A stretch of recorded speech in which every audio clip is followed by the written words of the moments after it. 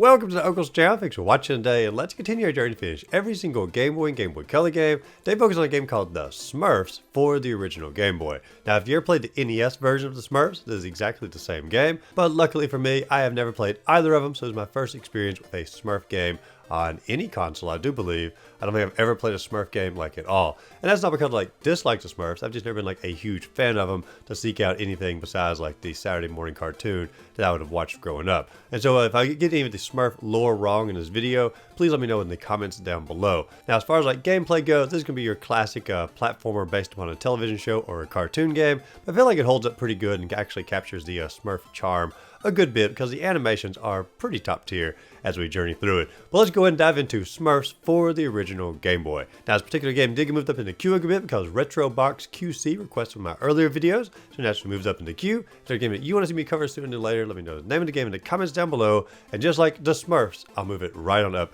in the queue. I don't know why I keep saying it like that, like the Smurfs instead of the Smurfs. It's like gotta have like an emphasis behind it. Now, I just start the videos off looking through your box art for the game first, and the box art here is pretty much classic Smurfs. You have all like the main Smurfs on the cover. You have Hefty Smurfs who are looking around the corner staring at us. You got Papa Smurf, Smurfette, tons of other Smurfs running around the background, and obviously like chaos is going on, so it makes you think like, you know, the story of the game is portrayed on the box art here, but that's not actually true because Smurfette has been captured, and your goal in the entire game is trying to rescue her. So for her to be in the village on the cover just simply doesn't make a lot of sense. I mean, does the cover summarize like the Smurfs and whoever buys the game is going to buy it because they like the Smurfs?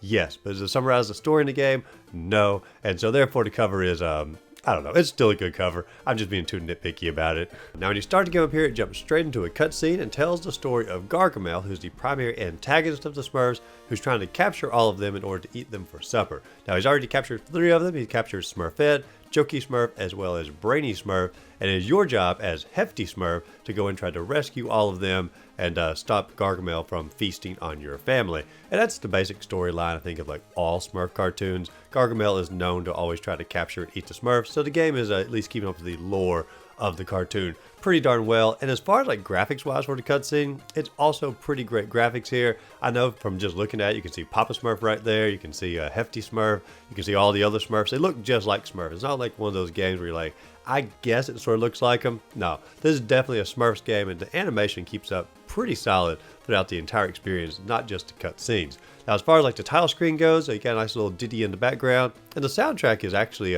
pretty good throughout the entire game. Like, I didn't like notice it a lot as I was playing it, but like after the game was over, I kept like whistling and humming the song, so like it must be a good soundtrack in its own right. But the title screen here shows the title of the game, and then all of the different, I guess, items or different outfits that Hefty Smurf can take on during the game. Like it shows him walking across like a spring. He's on a sled at one point. He can be in a mine. He can be or a mine cart.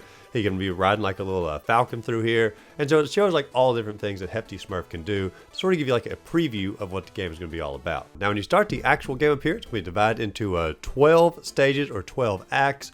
And the first one will be called the Forest. Now, obviously, you're going to be journeying through the woods here, and it's a fantastic scenery. You have giant trees in the background, little owls that pop up, throw some acorns at you, little inchworms that are sort of inching their way towards you, fallen trees that have been broken off at the stumps. You can jump on the stumps and go into them like a pipe inside Mario. More like Mario 2, because you have to like go out the exact same entrance that you came in.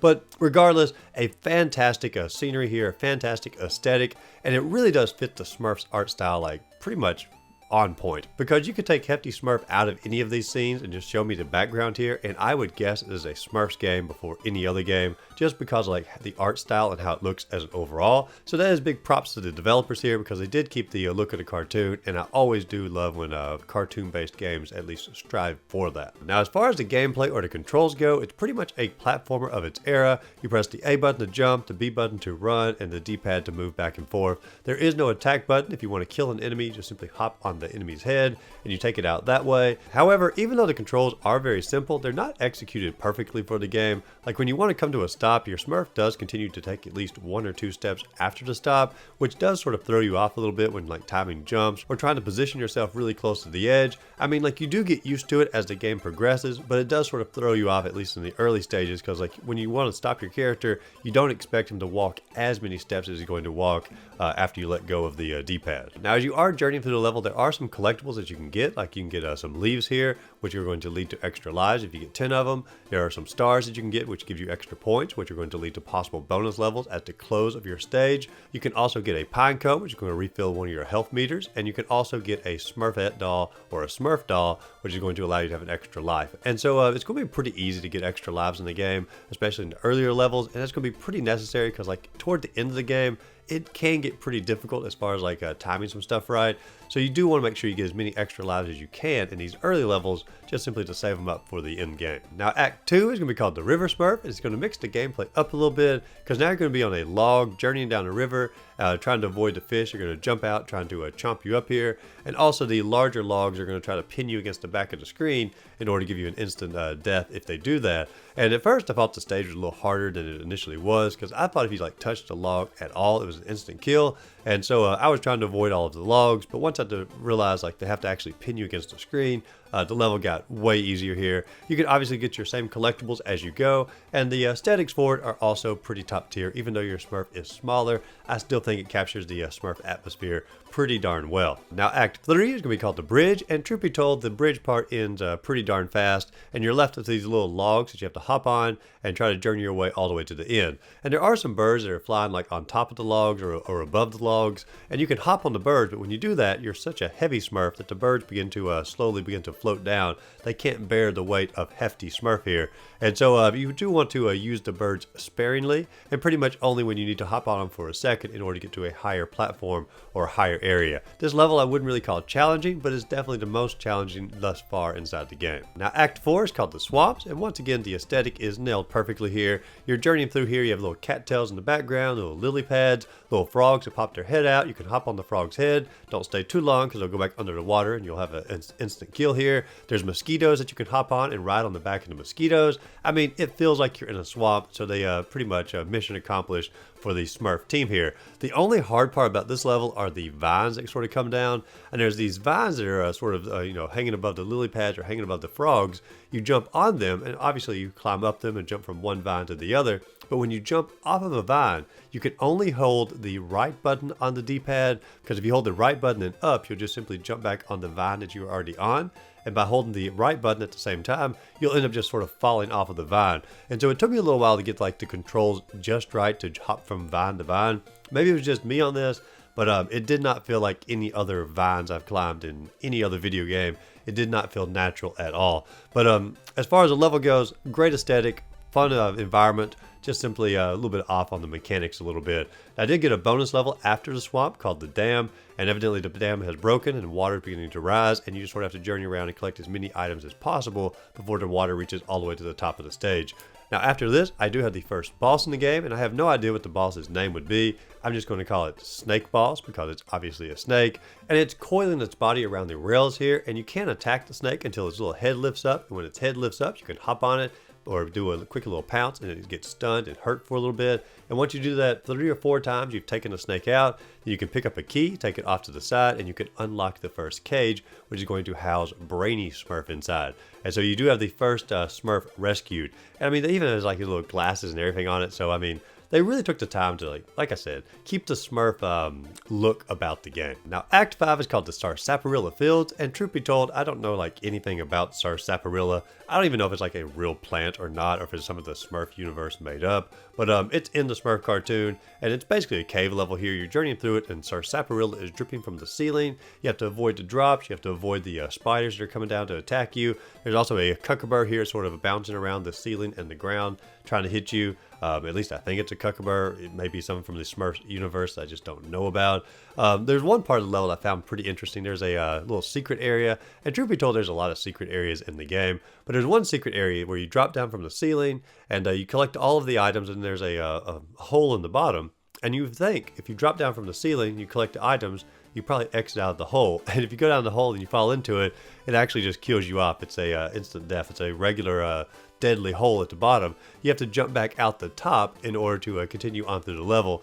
And I don't know, it just sort of threw me off, and it felt like a trick in the game. But at the same time, that is how like all the secret areas worked. Like when you journeyed into the pipes or the trees at the beginning. So I guess that's just one of my fault. I guess it really wasn't a trick area in the game, but it felt like I was tricked in the game while I was playing it. Doesn't that count for at least something?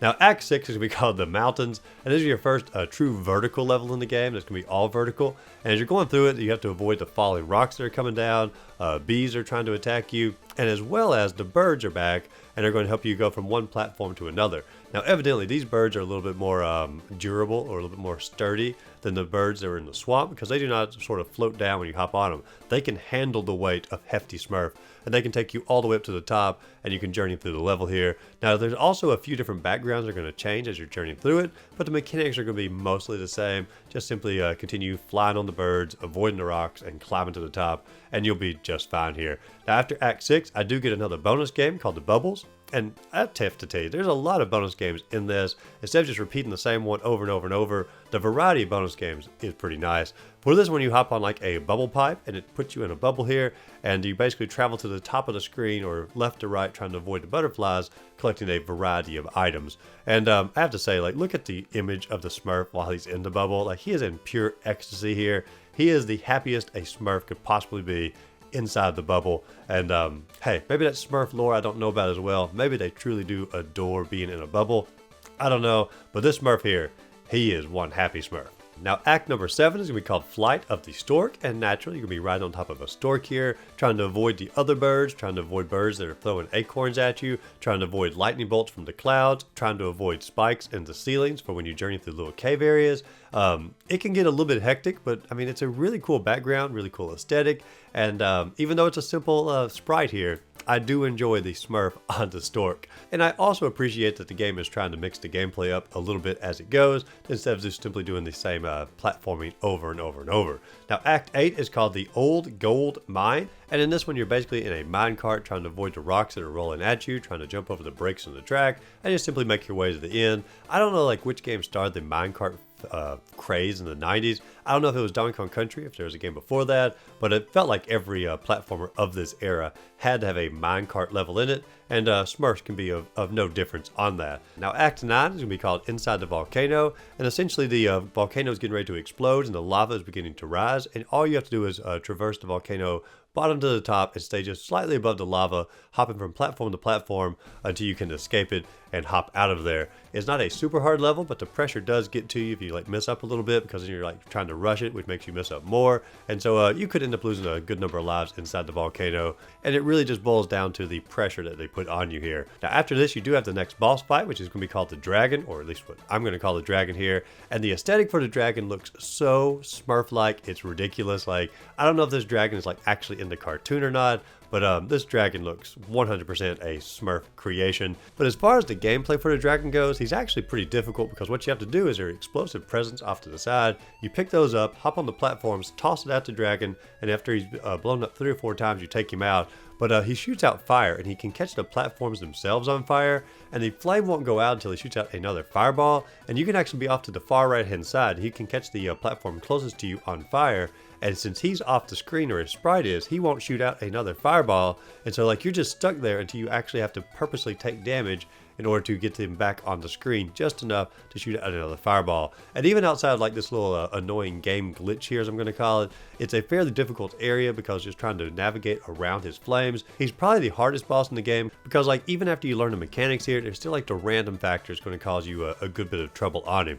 Now, after you do defeat him, he has a great little animation here of him like feeling all defeated and whatnot. You get the key, you go and unlock the cage here, and now you unlock Jokey Smurf, who's like laughing so hard at his own jokes, like literal tears are coming out from his eyes. Another great little Smurf animation. Now, act number 10 is called the Sledge Race, which I guess is a combination of ledge and sled put together, or maybe sledge means something that I don't know it does, but you're basically on a little sled here, and like little scarfs blowing back in the wind. Another good animation, and you're journeying through, and you basically get these little S blocks, or these little S circles, and they give you like a little speed boost. You can sort of hop over the ramps here and fly through the air and continue your journey. There are polar bears that you have to hop on and sort of take them out. There are a few parts in the level where you have to sort of time your speed boost just right, or make sure that you get the speed boost, But outside of that, the level's not too bad here. Now, act number 11 is called The Cliff, and it's probably the shortest level in the game, but it's also one of the toughest levels because there's a giant rotating log in the middle of the level here. And you basically just have to walk on the log, but anytime it gets ready to turn, it's going to flip you off and drop you down into the abyss below. And so anytime it gets ready to turn, you have to hop. But when you hop, if you don't hop fast enough, you'll fall off. Hop too soon, you'll land back too early, fall off. Hop in the wrong direction or hop a little bit too far, you'll fall in a hole that's built into the log, and you can die that way as well. And also in the middle of it, there are porcupines that are coming out trying to attack you. And so it's not a very long level. Like, you can have the entire thing beat in probably like 15-20 seconds, but there's so many pitfalls within that it feels like it's going to take you a lot longer, even though it's pretty short. Now, act number 12 is going to be Gargamel's Manor House, which is a great aesthetic here. It's basically a medieval castle with little potions and little piranha plants or man-eating plants along the way, or Smurf-eating plants along the way. And you also have Gargamel's cat stalking the floors down below, letting out his meow every now and then. And so a great aesthetic, and you can actually take the cat out if you get the explosive presents and toss them just right at the right timing and whatnot. You can blow the cat up after I think 3 or 4 hits once again, and you can navigate the floors a lot easier. But it's going to take you all the way to the end of the level to take the cat out, so it's almost a moot point because when the cat passes away, the level is almost over. And so after you take the cat out though, and you journey into the next area, it's a stairwell, and there's these giant apples. Well, I guess they're not giant apples since you're an itty bitty Smurf. A normal sized apple that's coming down the stairway and is trying to hit you. And this can get a little bit on the tough side. I never really made it through pretty much unscathed at any point. But once you get through all the stairway here, you're going to get to the final boss in the game, who's going to be Gargamel. And this one took me several tries because I couldn't get the mechanics down right or figure out exactly how it worked. But once you do figure it out, he's pretty much a piece of cake. Now, Gargamel is going to be a one-hit kill. So he hits you one time, he will kill you. And there's a little bird up top who's dropping down acorns. And there's a little seesaw or catapult here. And you basically have to hop on the catapult when the acorn is coming down, and it will shoot the acorn over toward Gargamel and knock him further back. And you pretty much cannot miss a single acorn for your playthrough. You have to play it pretty much perfectly, but once you understand how to hop on it and actually how to where the acorn has to connect with the board here, it's pretty easy, and I feel like you can do it pretty much every time once you understand the mechanics. He's not the hardest boss. The hardest boss definitely goes to the dragon there, but he's a good final boss for the game. Now, once you defeat him, you go into a little stairway here, you get a key, take it down to a treasure chest, open it up, and you have rescued Smurfette, who is the final Smurf that you need to rescue in order to beat the game. Now, after you rescue her, she does give you a little kiss, so you do seem to be a pretty happy, hefty Smurf. And at this point, you do have a little cutscene of all the Smurfs sort of dancing back and forth in the village, saying that you have conquered Gargamel, and they cannot wait for the victory celebration or the victory party to honor what you have done for all of them. And so a happy ending for the Smurfs here, and then the credits do begin to roll. And after the credits roll, you do get an option to select whichever level that you want to go back to. You can practice it as many times as you want, because you can go back into the game, you can try a hard difficulty mode, and so sometimes the level practice as far as getting your timing down right could be somewhat of a benefit. But let's talk about the game as an overall, because I do feel like this is an overall pretty good game for the Game Boy. As far as capturing the atmosphere or the aesthetic of the Smurfs, I feel like it does it pretty much flawlessly given the technology that it has. There's no point in the game where you felt like you were playing anything but a Smurfs game, and that is really the #1 goal on a licensed franchise when bringing a game over to it. They want to make it feel like you are in that particular universe, and they capture that just 100%. There was never a time in my mind where I doubted I was playing a Smurfs game, and I'm not even a huge Smurfs fan, but as I was going through this game, I was like, hey, maybe I like the Smurfs a little bit more than I'm giving myself credit for, because I'm enjoying all these atmosphere, all these aesthetics, and all these cute little animations that I'm seeing here. And so as far as overall aesthetic, perfect game in that aspect. Now, as far as the gameplay goes, they do mix the gameplay up a good bit as you're going through it, as far as different game modes, different types of stages you're going to fight through. But at its core roots here, it's still a basic platforming game for the Game Boy. And so the gameplay is fun, but it's not groundbreaking in any way. The music, enjoyable music as you're going. The only, I guess, con I'd have on the game here is just simply some of the mechanics as far as your movements and whatnot didn't feel completely natural at some parts in the game, and so I would knock it back a little bit on that. And it's also a fairly short game, maybe 30-40 minutes get through the entire game, so it's not a super long game in that aspect. And so if I was giving the game a ranking on a scale of 1 to 10, I'd probably give this game a 7, and I could see myself going back and playing it at some point again. I like these short platforming games because you can pick them up, relive the memories of it, enjoy the aesthetic, and then move on without too much of a dead dedication. So I think a 7 out of 10 is a good score for the Smurfs. Now I know there are other Smurfs games on the Game Boy or Game Boy Color, and so I am looking forward to a journey into them eventually, because if they can keep up the same atmosphere and the overall charm of this one, I think they could also be a pretty good game for the Game Boy. But what do you all think? Do you enjoy Smurfs for the Game Boy? Let me know in the comments down below. As always, if you enjoyed the video, be sure to like and subscribe to the channel. Check out my other videos listed up above, and go out there, find a great game to play. Simply have a great rest of the day.